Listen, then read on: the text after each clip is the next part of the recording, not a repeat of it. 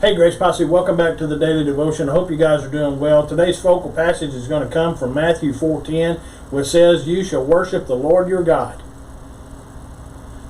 We're just simply going to talk about today, are we worshiping yet?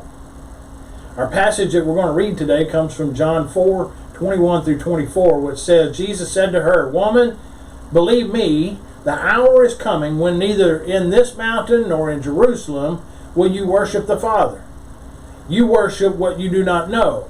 We worship what we know, for salvation is from the Jews. But the hour is coming, and now is, that when the true worshipers will worship the Father in spirit and in truth. For such people the Father seeks to be his worshipers. God is spirit, and those who worship him must worship him in spirit and in truth." Worship is one of the activities that we as Christians know we ought to be doing.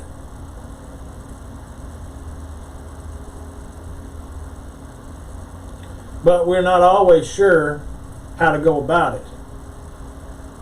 Like the puzzling partygoer who asks, "Are we having fun yet?"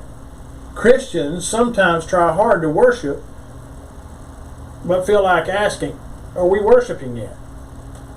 One reason we get so confused is because we tend to limit worship to 1 hour on Sunday. But what Jesus was teaching in John chapter 4, that God's presence is no longer confined to any temple or any mountain. He now lives inside his people. This means that worship is not so much where you are, it's who you are. If you are a Christian, you are a temple of the living God. He lives in you. Does this mean that we don't have to go to church anymore to worship God? Not at all. What I am saying is this, that if you go to church thinking that you're going to the place of worship for an hour of worship, you've missed the message. If you limit worship to where you are, the minute you leave that place, you will leave your attitude of worship behind like a crumpled up church bulletin.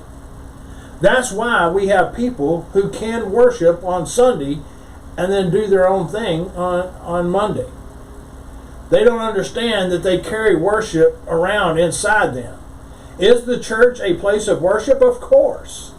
But worshiping in church is not the sole extent of our church. The Bible does not leave this topic on the individual level only.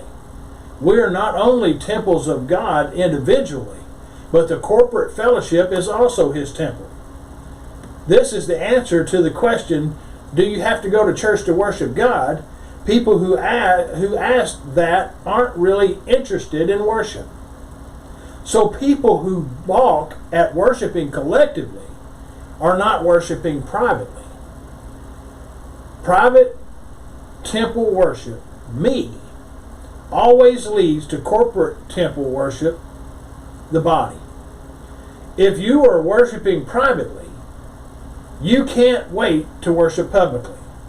If you don't care about private worship, you'll debate whether you really need to worship in public. What's your attitude towards worship? Think about it. Show me a person who debates going to church for corporate worship, and I'll show you a person who is debating whether to have devotions for private worship. God bless you guys, and I'll see you next time.